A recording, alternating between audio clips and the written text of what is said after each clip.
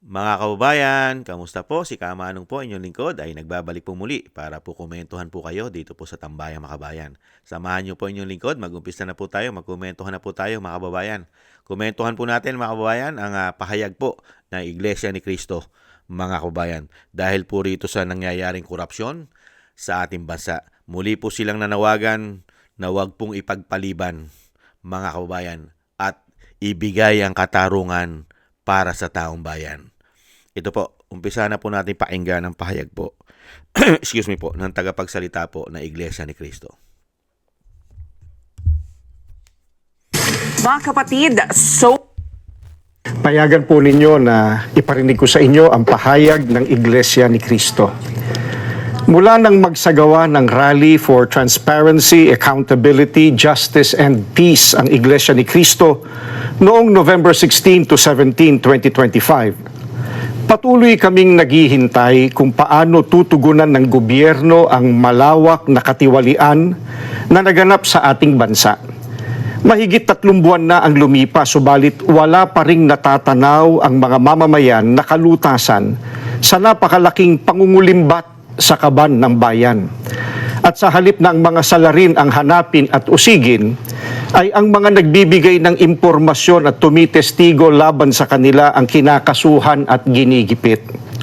Kung kaya't hanggang ngayon, ay hindi pa natutunton ang sinasabing mahigit na 1 trilyong piso na inilaan sa mga flood control projects at iba pang pagawaing bayan.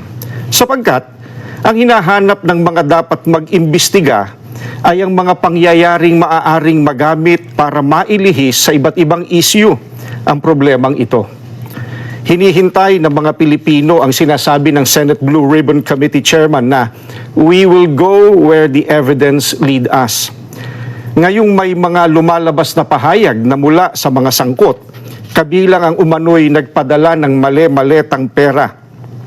At kamakailan lang ay pinatunayan ng mga dating sundalo na umaming sila ang naghatid ng mga ito. Bakit tila walang malinaw na hakbang upang palawakin pa at tapusin ang investigasyon? Anong ebidensya pa kaya ang hinihintay upang seryosohing tuntunin ang mga mastermind sa katiwaliang ito? May mga pahayag din na ang paglitaw ng mga dating sundalo ay bahagi ng isang destabilization plot. Kung ganoon ang paratang, hindi ba lalo itong dapat imbestigahan sapagkat ang destabilisasyon laban sa gobyerno ay isang seryosong usapin ukol sa pambansang seguridad? Bukod dito, ang malawakang bahagi ng inihayag ng mga dating sundalo ay tuwiran pa namang may kaugnayan sa naganap na paglimas sa salapi ng bayan. Matamang naghihintay pa rin ang sambayanan kasama ng milyon-milyong Pilipino sa buong mundo at maging ng mga international media at iba pa na nagmamasid, ang mga kaanib sa Iglesia ni Cristo ay patuloy na nakabantay. Maling isipin na nalilimutan na ng mga Pilipino ang isyong ito sapagkat ang pondong pinag-uusapan ay mula sa buwis at pawis ng mga mamamayan. Ang aming panawagan ay nananatiling malinaw. Ilantad ang buong katotohanan. Papanagutin ang dapat managot at pairalin ang katarungan upang maibalik ang tiwala ng bayan at maitaguyod ang tunay at pangmatagalang kapayapaan at pagsulong ng Pilipinas. Yan po mga tambay. Mangyayari pa po ba yan?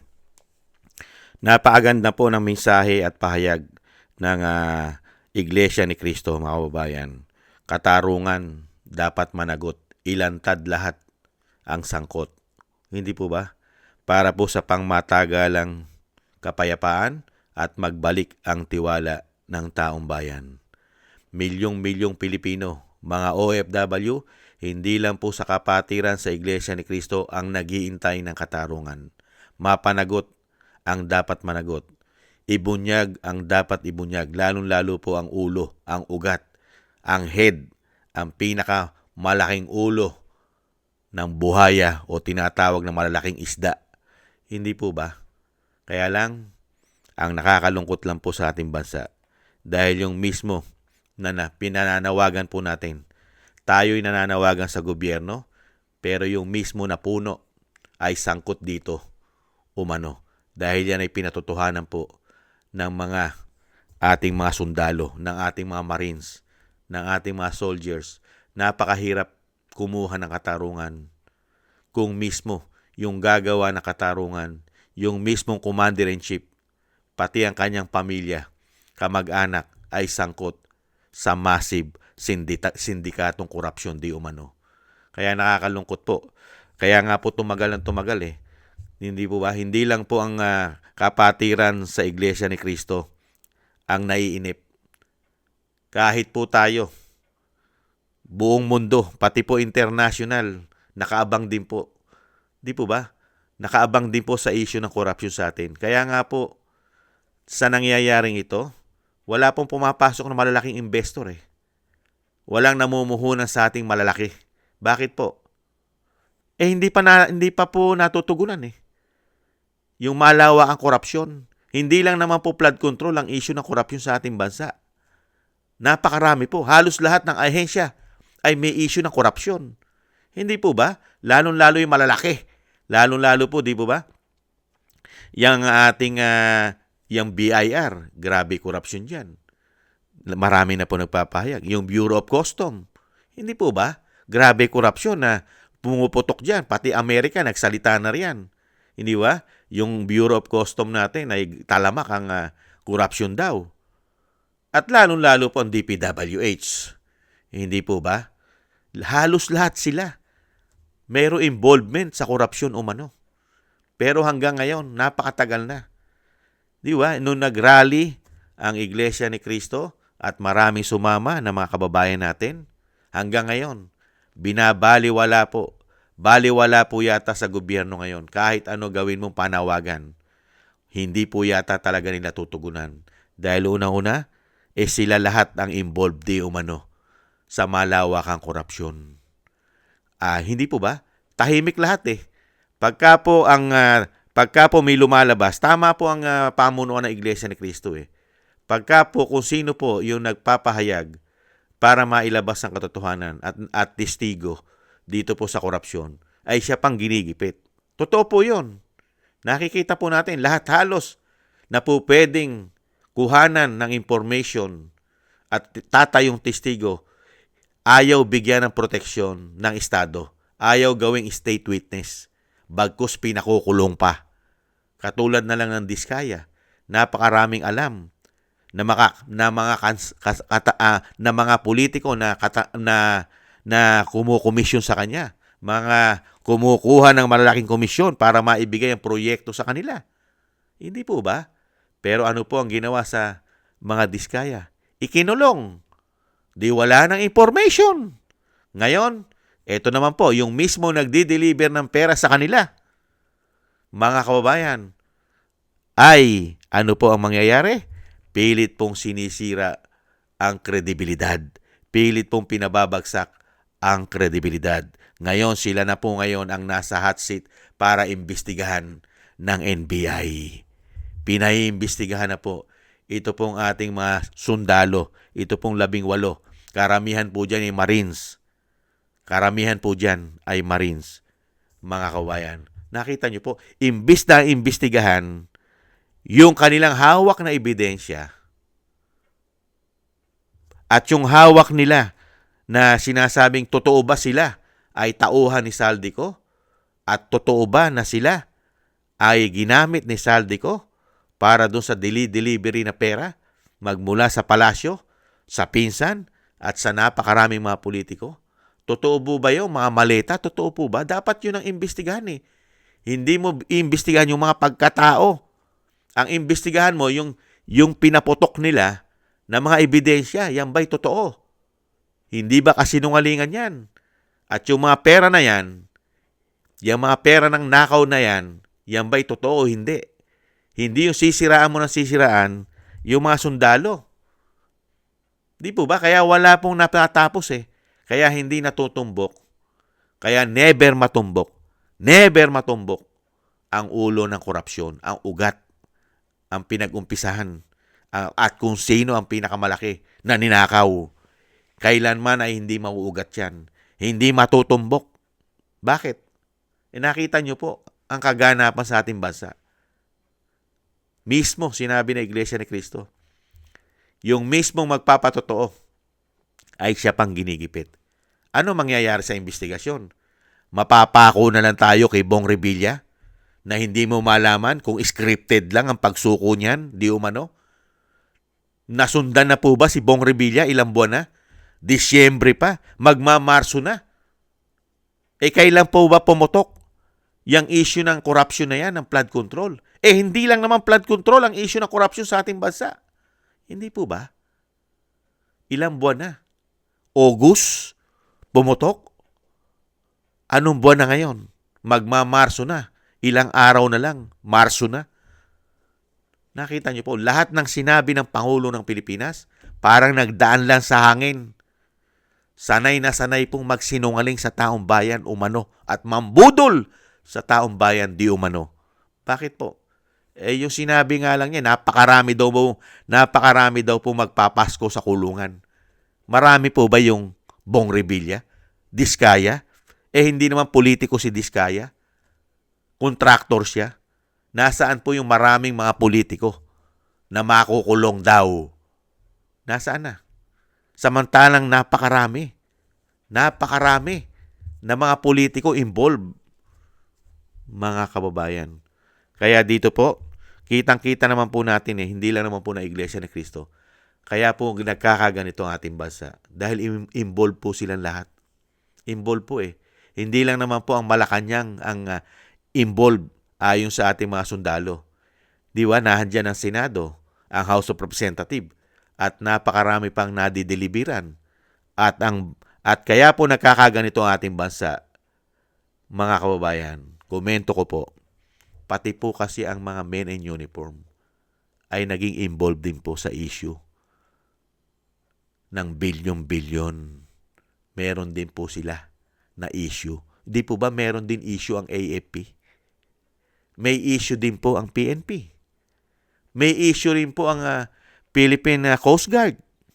Di po ba may issue rin ang Coast Guard? Mga pambili ng barko, hinahanap. Bilyon-bilyon din. Tapos ang AFP, bilyon-bilyon din ang issue nila.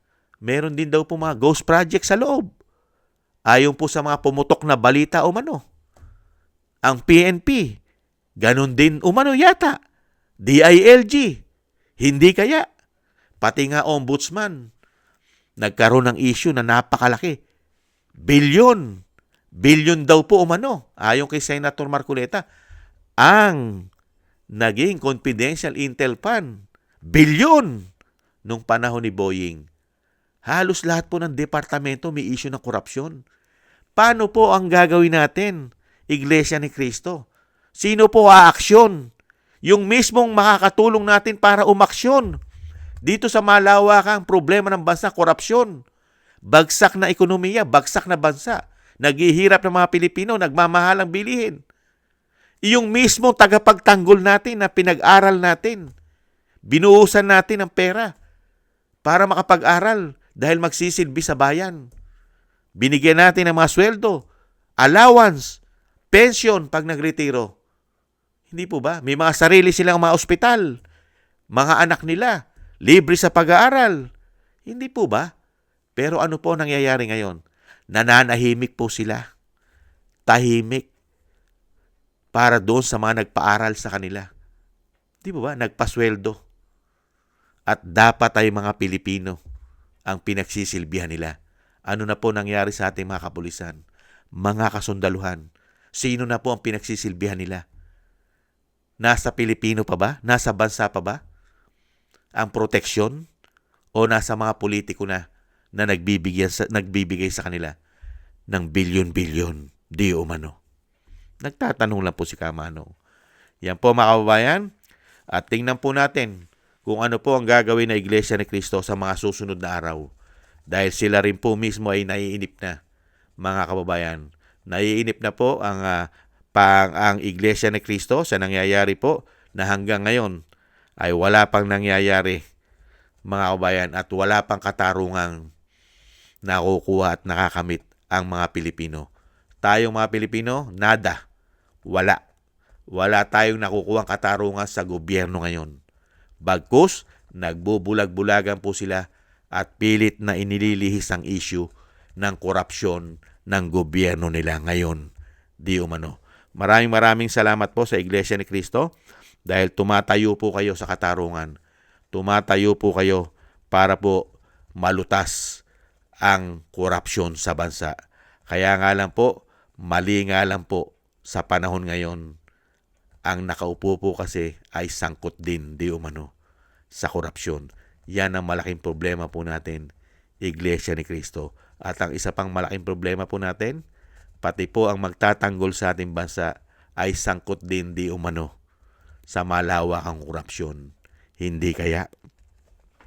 Thank you po Iglesia ni Cristo at maraming salamat din po sa mga ating mga subscribers na nakagusto po ng Tambayang Makabayan sa YouTube at TikTok. At ganun din po sa ating mga subscribers.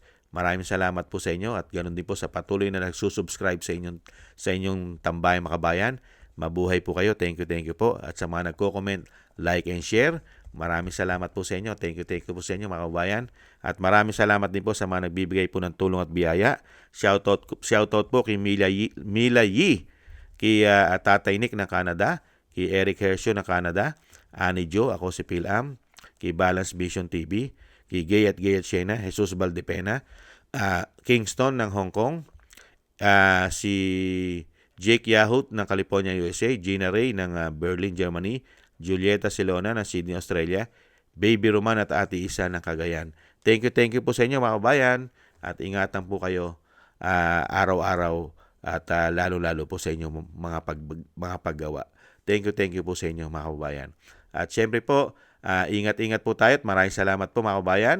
At tiis-tiis lang po tayo, konting tiis lang po. At hindi naman po sila panghabang buhay dyan sa mga posisyon nila. At makakamit din po natin ang katarungan. Lalong-lalo po kung ipagkaloob po ang isang agila ng Mindanao na maglingkod sa ating bansa. Makakamit po natin ang katarungan, lalong-lalo po ang sinasabi ng Iglesia ni Cristo. Mga kababayan, ipagdasal po natin yon na matupad po sana. At God bless po sa inyo lahat mga kababayan. Ingat-ingat po tayo. Bye-bye.